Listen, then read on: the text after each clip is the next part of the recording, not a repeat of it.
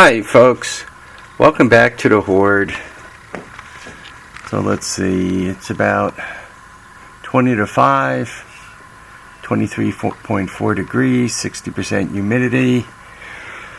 It's also Friday, the 5th of June, 74.3 degrees Celsius. And it's been kind of a cloudy day, so the Energizer there isn't charged.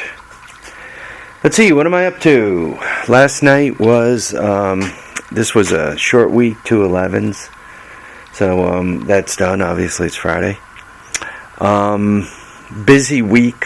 When you do shift work, the shift that comes in before you could set you up for success or it could screw you. And the way the rotation works, 1 week I have one day shift, and the next week I have the other day shift. And on my short week, this is considered my short week, I have the day shift that has a tendency not to set me up for success. So we end up running around in circles. When you work night shift in a factory, there's on days, it's easy to get vendors in. It's easy to get additional engineering support. It's easy to get a lot of help to get things completed, so that when night shift comes in, we just have to deal with what goes down at night.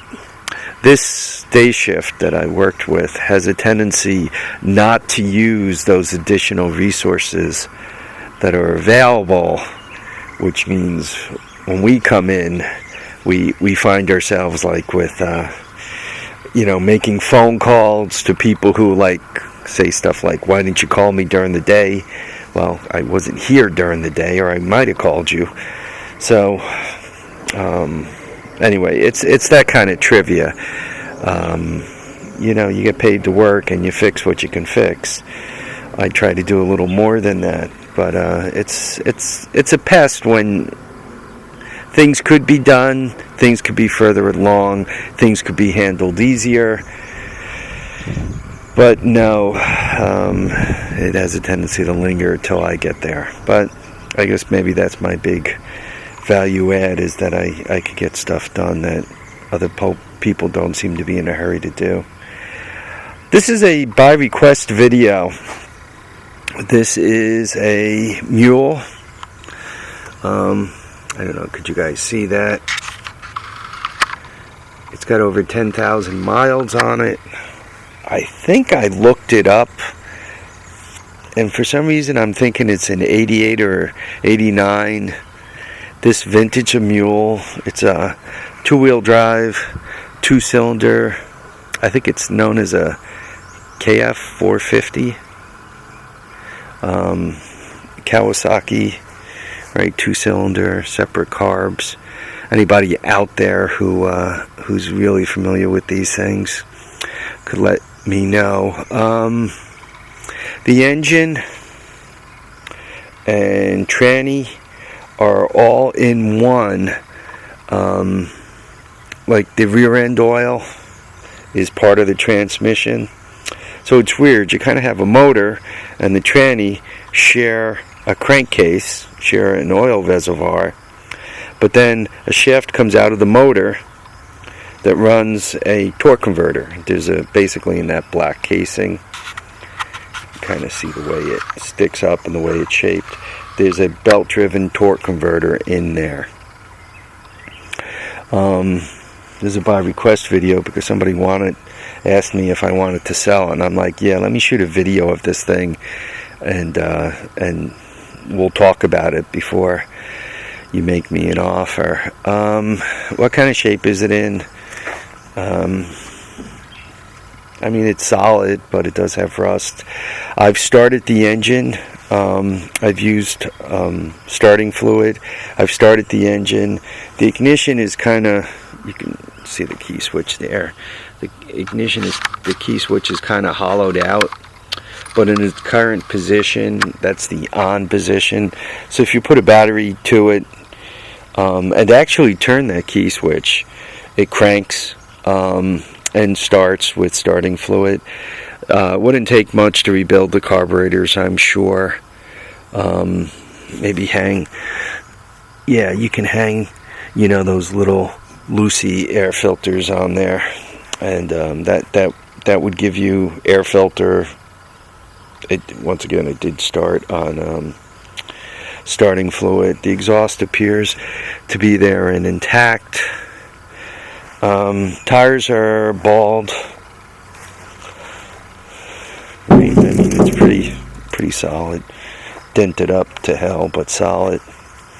The story on this thing is somebody ran it into,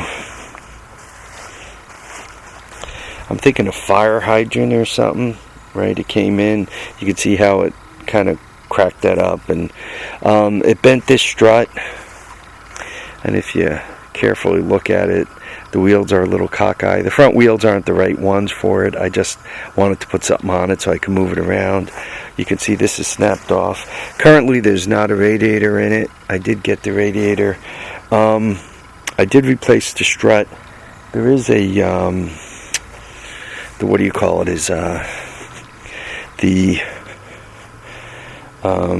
rack, the end of the rack that goes out to this side is slightly bent. It looks like one could bend it back, but it is slightly bent. I mean, you can see the condition it's in. It's well worn. There's no other way to describe it. The brakes do not work if you step on the pedal. They just go right to the floor. That needs to be troubleshot. So what does it need? Tires, brake work, carburetors cleaned out, radiator put in, and at that point you could start it. I mean, it started. The engine sounded okay. The torque converter clunked a little bit. I didn't put it in gear to see if it would go, but it would probably go into gear. Some of the linkages, if you take a look down there, you can see that's kind of floating, right? I don't know if this says posi or not. What were my plans for it? I was going to pull the engine and so forth right out of there. One could put the rear end out of a golf cart on this thing, and I was going to jack it up high enough that I can put your typical, I don't know, 6.5 horsepower engine in it, perhaps, and a torque converter, and just use it as a lawn cart for beating about the property. Am I in a hurry to sell it? No. Should I sell it? Yes. Because when you look at the junk I have floating around, right? Back up so you guys could get the full gander of it, right? When you look at what I have floating around, I have one Cushman running, right? The Cushman pickup is running. The Cushman dump truck, the main reason why it's not running is because I haven't had much need for it. But should I need it, it too could be running, right? I have the Cushman motor-made cars, and one of those I would like, that one I'd like to get running just as it is, but the other one I'd like to do something to make it a bit more interesting. So as you go through my hoard of stuff, you know, this is a manual dump, right? Well, a manual dump is a cross between a pickup truck, which I already have, and a Cushman with a hydraulic dump, which I already have. So there isn't much reason for me to keep this, but by the same token, I do have money tied up in it. I don't quite remember the amount at this moment, but I do have some money tied up in it, and I'm not in a hurry to give it away, right? The building inspector isn't here chasing me about. So if somebody made me a reasonable offer and decided they wanted to come and get it, they're welcome to it. My other concern with it, I have the radiator. I'll give you all the junk I have for it, but I have the radiator for it. So more or less at this point, if somebody put in a solid, I don't know, what's it take to clean a couple of carburetors? To slam a radiator in, you know, bleed it out, make sure it's the fluid's going to circulate and all that, right? Clean it up enough. I would run an auxiliary gas tank until I get it running and figure out what's going on with the fuel system. I don't know, to probably to get it fired up and figure out if it moves and all that. One could probably do that in I don't know, 6 hours or so, 8 hours on the outside. So getting it fired up, getting it in gear, getting it moving is not like an unbelievable task. Where it would get to be more work is if one decided that, oh, I want to make this thing really nice, so I'm going to, you know, sandblast it and paint it and fix the fiberglass in the front, or find new fiberglass for the front, right, and making it nice would be a lot of work. So if one isn't going to make it nice, if one's just going to kind of keep it a rat, the easier way, in my opinion, to do that is slam a 6.5 on it. Get the thing to move forward and backwards. And just kind of use it as a lawn cart around the property.